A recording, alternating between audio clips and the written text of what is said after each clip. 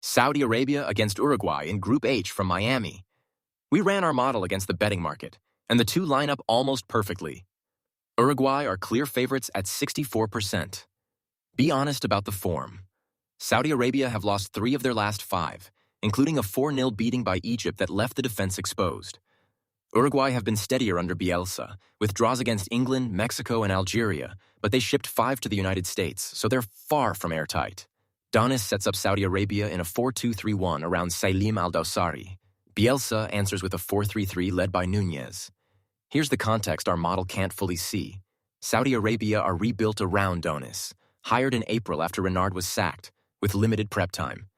And Uruguay lose left-back Piquerez to an ankle injury, with Olivera stepping in. Against the 48 World Cup teams, the matchup is lopsided. Uruguay's defense ranks 6th in the field. Saudi Arabia's attack sits 41st. That gap between a tight Uruguay backline and a struggling Saudi front is what shapes this game. So, who comes out on top? Anchored to the market, Uruguay wins 64% of the time. The draw lands at 24% and Saudi Arabia at just 12%. Where our raw model was a touch more cautious on Uruguay, the market wins, and that defensive class is the reason.